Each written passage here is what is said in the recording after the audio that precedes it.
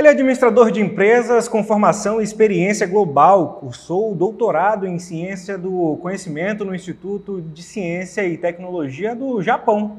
Possui mestrado em Economia Aplicada pela Tokai University, também no Japão. Tem atuado no desenvolvimento do ecossistema de inovação e também de empreendedorismo em Manaus e no Norte, desde o seu retorno ao Brasil em 2008. No qual já apoiou diretamente o desenvolvimento de mais de 30 startups como gestor de incubadoras de empresas. Euler Guimarães, presidente do Conselho de Desenvolvimento Econômico, Sustentável e Estratégico de Manaus, o CODESE. Seja muito bem-vindo, Euler. Muito obrigado por estar aqui com a gente.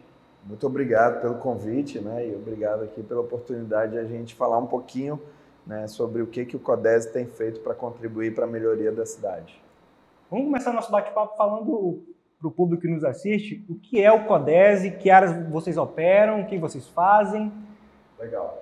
Então, o CODESE ele é uma instituição que o grande objetivo é melhorar o nosso futuro, tentar construir o nosso futuro, ou seja, a gente traçar planos, objetivos, para que a gente saiba para onde a gente está indo, Então, quando a gente começou em 2018, a gente traçou um horizonte aí até 2038, ou seja, 20 anos para frente. E ao longo desse tempo, a gente quer muito contribuir para que Manaus esteja entre as 10 melhores cidades para se viver e para se investir no Brasil.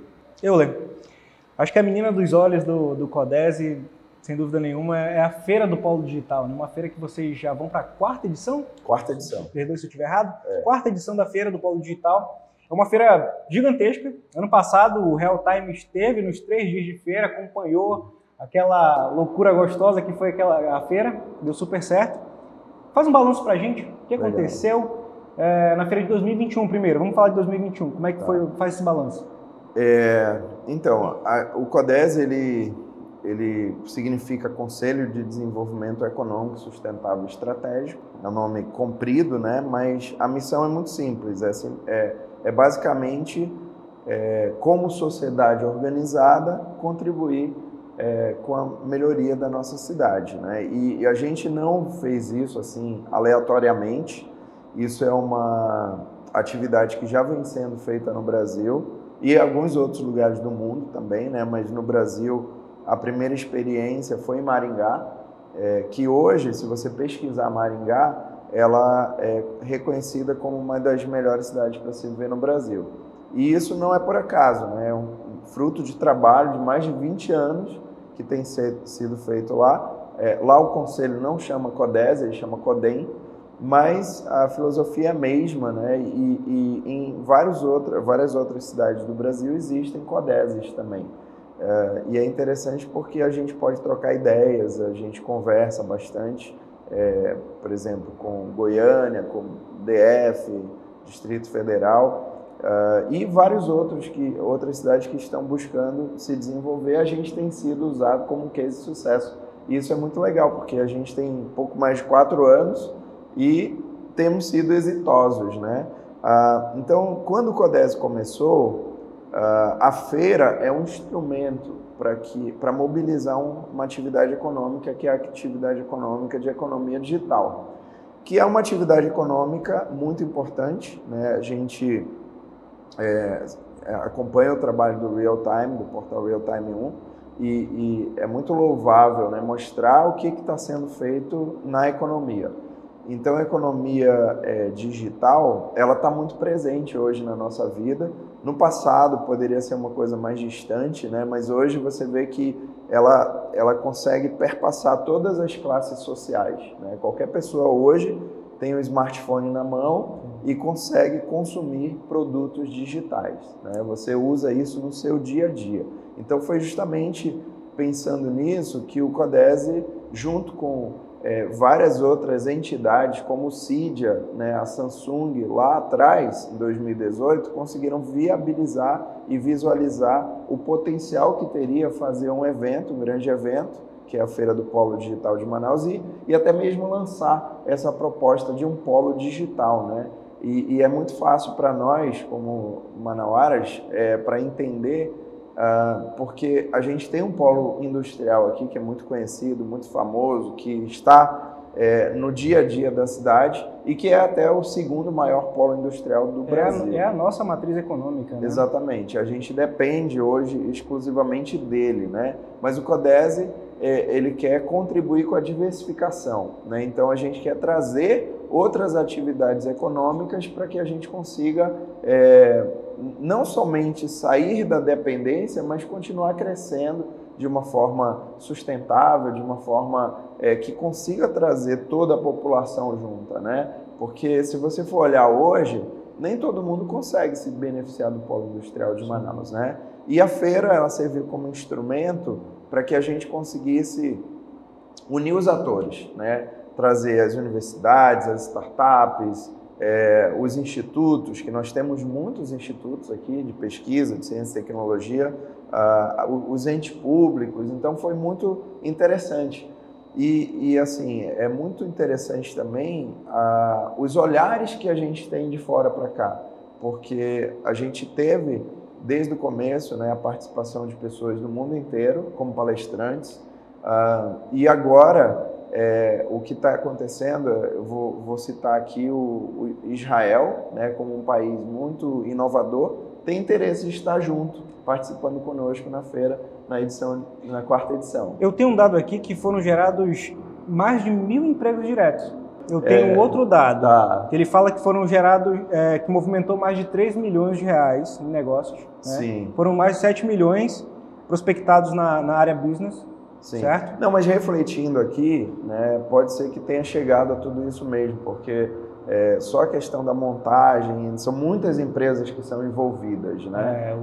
São 2 dias ali intensos de montagem e depois de desmontagem, né? E é uma feira grande, uma grande escala, então não deve ser difícil chegar realmente a esse número.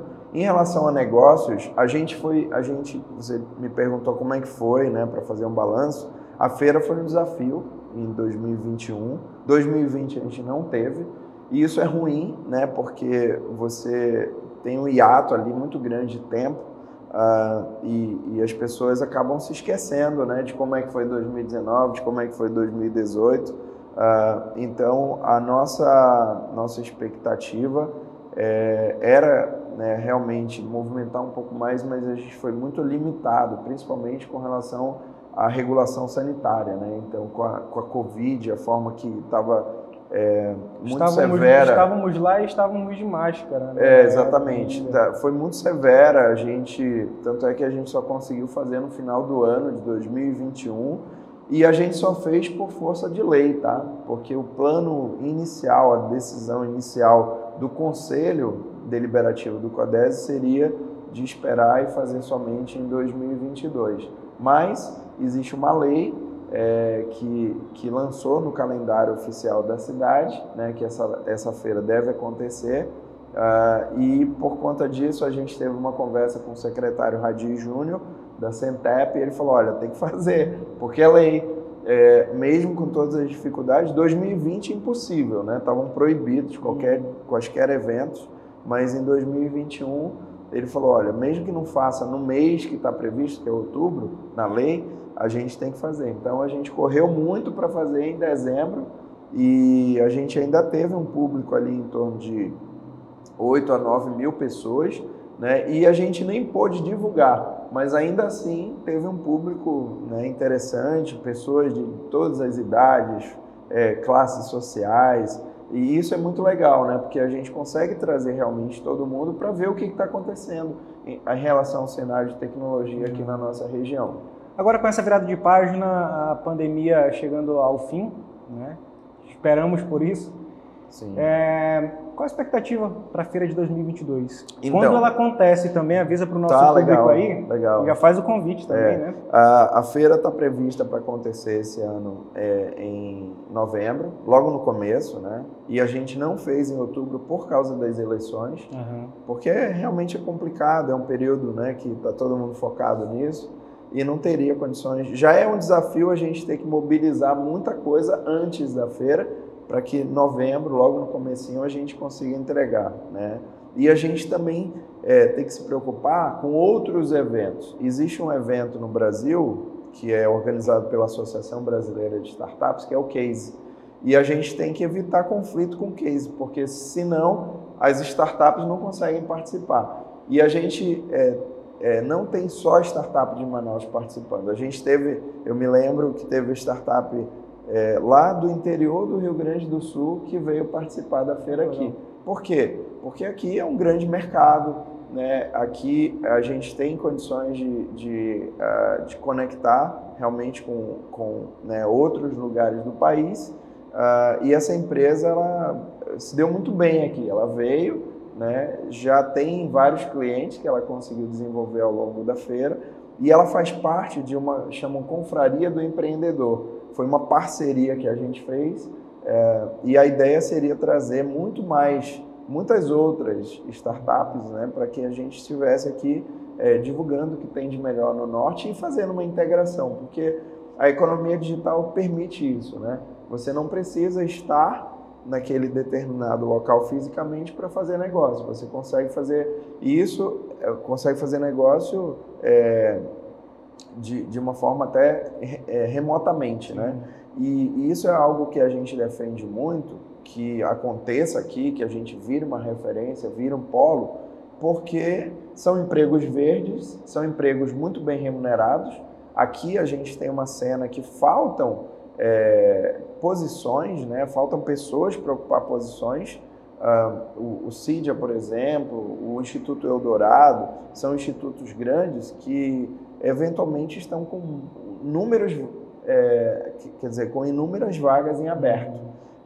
E não tem pessoal apropriado para preencher essas vagas. Eu queria tocar nesse assunto contigo, com o senhor Euler. O que falta para a nossa cidade despontar como realmente uma base sólida de startups, né? Eu li no seu currículo ali, você já trabalhou por muito tempo com várias startups, você tem propriedade para falar nisso. Nós temos o ecossistema consolidado, mas parece que pouco conhecido, pouco divulgado. É uma galera que está muito num ponto ali, né? Você não tem uma notícia correndo na cidade sobre que existem startups. Então, o que falta, o que tu acha que falta para a nossa cidade despontar realmente como uma referência para o resto do Brasil?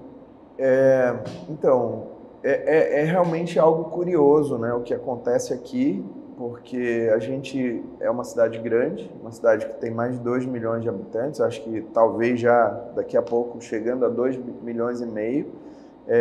E realmente você conta nos dedos a quantidade de startups que tem em Manaus. Isso é um fato que me incomoda.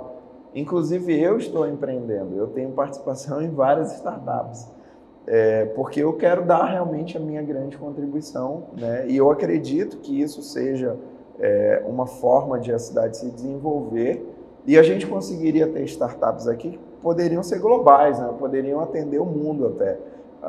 Então, eu acho que um dos primeiros fatores é a falta de conhecimento, né, da população em geral em relação a essa questão da economia digital, né? A gente é consumidor, eu digo como sociedade, a gente não é um produtor, um desenvolvedor, né, de startups ou de empresas voltadas para os grandes processos de transformação digital. Mas isso eu acho que é uma questão de tempo, porque isso é um fato no Brasil, tá? Eu não sei se vocês já falaram aqui sobre unicórnios, né? Mas os unicórnios no Brasil são muito recentes. Para quem não sabe, né, o unicórnio é uma startup, uma empresa que começou há pouco tempo e tem uma avaliação superior a $1 bilhão, né? Ou seja, foi uma corrida, assim, geralmente uma escalada vertiginosa que essa empresa percorre, e rapidamente ela chega a um valuation, né? Ou seja, uma valorização muito alta, e emprega muita gente, né? Tem um impacto muito grande na sociedade em que ela está inserida. Então, o nosso primeiro unicórnio aconteceu em 2018, justamente quando a gente fez a primeira edição da Feira do Polo Digital de Manaus. Só que hoje o Brasil já chega perto de 20 unicórnios. Então, em 4 anos a gente teve assim um salto, né, enorme. Então, aos poucos, eu acho que o Brasil está se despertando para isso e Manaus não pode ficar fora dessa Você acredita corrida. Que essa corrida também vai se espelhar aqui na nossa cidade? Com certeza. Já temos, né, algumas startups grandes aqui instaladas, que vieram de fora, outras que estão crescendo aqui. E eu sempre fico instigando muito, incentivando, né, que a turma que está trabalhando, desenvolvendo startups aqui em Manaus, não dá para focar só no mercado de Manaus ou no mercado do Amazonas. Já tem que nascer pensando pelo menos no Brasil. E quem sabe América do Sul, América Latina e alguns outros países até, né? E nós temos fora daqui. Espaços legais aqui na nossa cidade já, né? Tem alguns coworkings pela cidade, tem até o coworking lá ali da prefeitura, né? O Cassina, que oferece um espaço legal, que tem uma galera que se reúne semanalmente ali para falar de negócios. Isso é um fato importante, né? A questão de a prefeitura de Manaus ter visto isso como uma atividade importante e ela está incentivando, né? Principalmente eu quero realmente reconhecer o trabalho aqui da Centep, que não foi iniciado lá atrás, né? E assim, é interessante o diálogo que o CODES tem, muito bom diálogo com a Centep, e agora com a entrada, né, do nosso secretário Radi, que é uma pessoa jovem, uma pessoa que consegue ter uma visão... que é empreendedor. Empreendedor, exatamente. Então a coisa realmente está acelerada, sabe? Então o Cassina, ele tem sido um espaço utilizado para muitas atividades, né? Muitas atividades voltadas para a educação, no segmento de tecnologia, de inovação, e eu acredito que a gente vai ter muitos frutos em relação a isso. Além do Cassina, tem muitos outros espaços e às vezes não estão tão acessíveis à população, né? Inclusive o secretário Radi Júnior veio aqui no Real Time e anunciou também o coworking na Zona Leste. Isso. Né? Ali no Shopping Felipe Dal, que fica na Bola do Produtor, que é interessantíssimo levar para aquela área ali que por muito tempo foi marginalizada, né? Sim.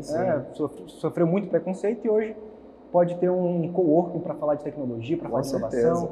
Com certeza. E isso tudo é fruto, né, do que a gente começou a plantar lá em 2018. Então, eu acho que essas coisas não são imediatas, né, não são instantâneas, mas hoje em dia você vê um jovem que fala assim, poxa, eu quero trabalhar com tecnologia. E ele vai se interessar, ele vai estudar para essa área.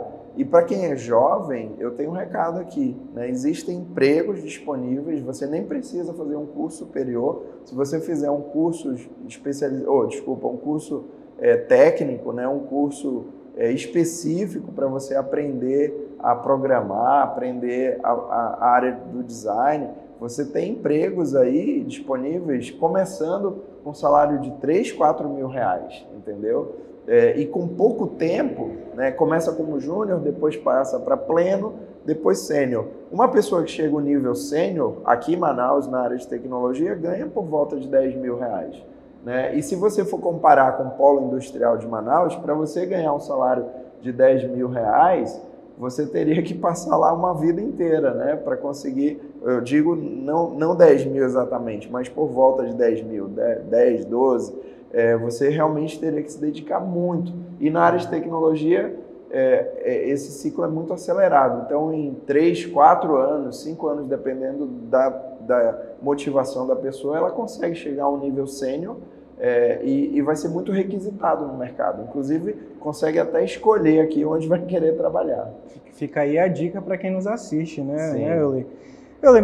Mês passado teve a feira de pesca esportiva, né? Que ele tinha o objetivo de promover a pesca esportiva, o ecoturismo, o turismo de aventura aqui no estado. A gente falou no começo que a nossa matriz econômica é o polo industrial de Manaus, né? Você acredita que daqui para um futuro próximo nós possamos valorizar mais o turismo, o ecoturismo, a pesca esportiva e tornar isso aí também uma matriz econômica do nosso estado? Então, Manaus, né, está aqui numa região muito privilegiada, no coração da floresta amazônica, e o CODES tem uma visão de que isso tem que ser aproveitado, né? Então, a gente quer ser visto como cidade, como a porta de entrada para a Amazônia. Isso tudo foi mapeado lá no começo do CODESE, né? Quais seriam as atividades econômicas que o CODESE iria incentivar. A gente mapeou várias.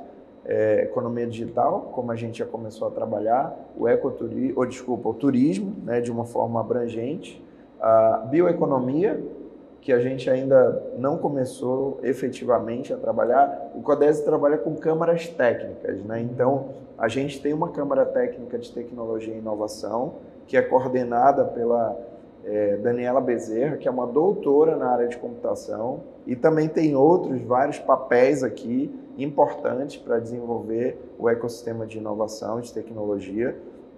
No turismo, a gente tem o Caio Canavati, que é advogado, mas tem empreendimentos no turismo, e também preside a Comissão de Turismo da OAB. Então, nós temos nas câmaras técnicas pessoas liderando um grupo, né, de voluntários, eles também são voluntários, da mesma forma que eu sou voluntário, buscando desenvolver, planejar, né? E o turismo é uma das atividades. Aí a gente tem bioeconomia, que não foi iniciada ainda, mas a gente vai iniciar.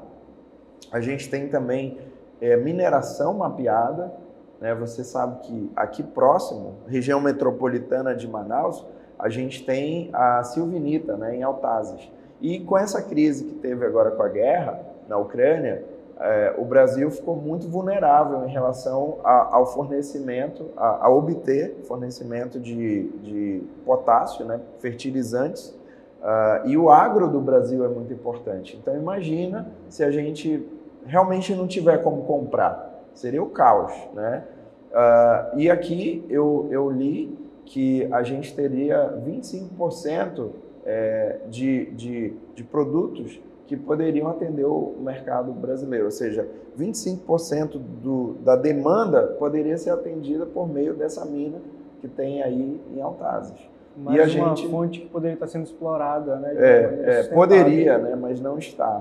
Por uma série de motivos não está. Então o CODESE vai futuramente entrar também nessa área para tentar viabilizar e contribuir, né? E a outra é a piscicultura, que a gente infelizmente está importando peixe, né? Com tanta água que a gente tem, com tanto peixe, a gente está importando peixe de outros estados, né? Isso daí é inadmissível. A gente deveria exportar peixe.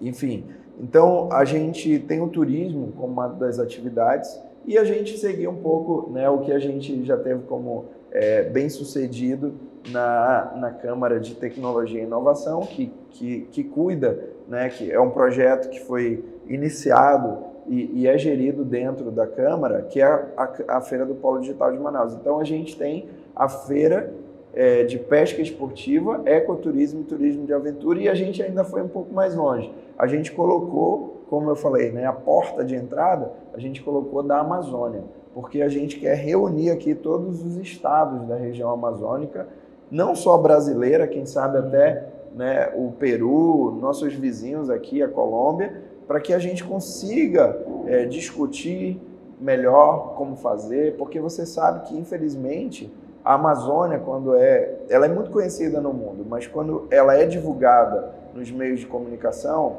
geralmente é de uma forma negativa, né? É que a floresta está queimando, é que precisa ter um cuidado maior, enfim, né? São notícias ruins e a gente quer que a pauta seja positiva. Então, a gente quer muito que a segunda edição seja muito maior, né? A gente conseguiu ter uma sementinha plantada com a primeira edição, negócios gerados, a gente conseguiu trazer todos os atores, poder municipal, poder público municipal, estadual, federal, e aqui eu quero novamente louvar o trabalho da Centep, porque foi a nossa parceira também para a execução, como grande patrocinador, e a gente conseguiu realmente fazer um evento trazendo todos os atores. Esse era o objetivo. E agora a gente tentando crescer, né? Já tem previsão para uma próxima? Já. A gente tem previsão para julho do ano que vem. de 2022. Segunda-feira de pesca esportiva, então. Segunda edição, e a ideia seria que ela fosse a nossa abertura oficial da temporada de pesca esportiva.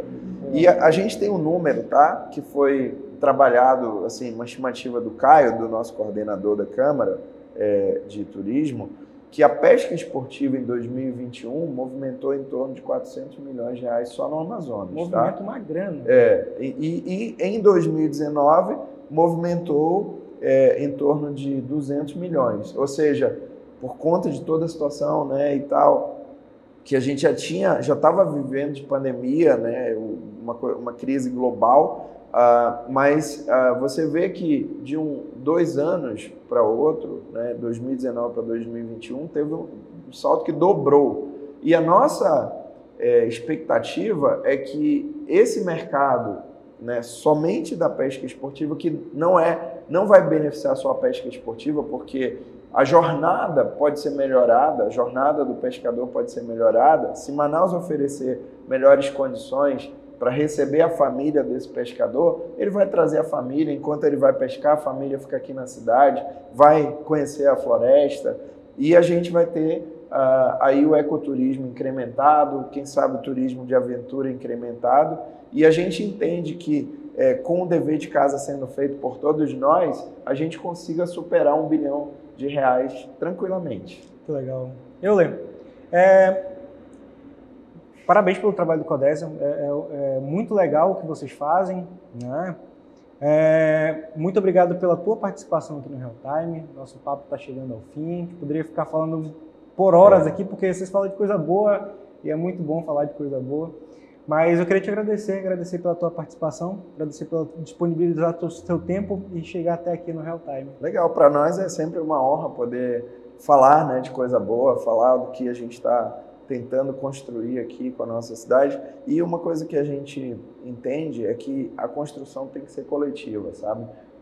Não é a instituição CODESE que vai conseguir fazer isso, né? A gente precisa ter todo mundo envolvido para que a gente consiga ter um norte, né? Saber para onde a gente quer ir e que todo mundo coloque ali o seu pedacinho, né? É que nem você fazer um Lego, né? Cada um pega a sua peça, vai colocando de forma organizada e daqui a pouco a gente vai olhar para trás e falar, caramba, a gente fez muita coisa, né?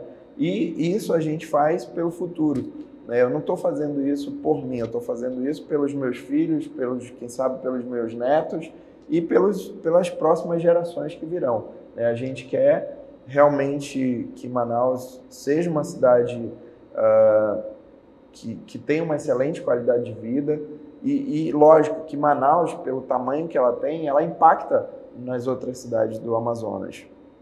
A gente está numa região muito rica e, infelizmente, a gente vive um paradoxo, né? Porque eu estava pesquisando, um dos IDHs mais baixos do Brasil se encontra aqui, né? É um contrassenso, porque a gente tem tudo, né? Se você for olhar, se estourar uma guerra global, a gente conseguiria sobreviver aqui, né? Porque a gente tem comida, a gente tem abrigo, a gente tem um clima excelente, porque é muito estável, né? Se você for olhar Estados Unidos, Japão tem terremoto, tem furacão, enfim, tem uma série de catástrofes e a gente não tem. A gente vive no paraíso, né?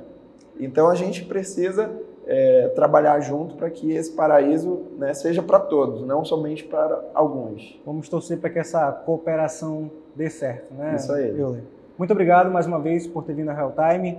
Esse foi Euler Guimarães, presidente do CODESE Manaus. Para você que nos acompanhou até aqui, meu muito obrigado. Curta, comente, compartilhe esse vídeo e eu te encontro numa próxima oportunidade.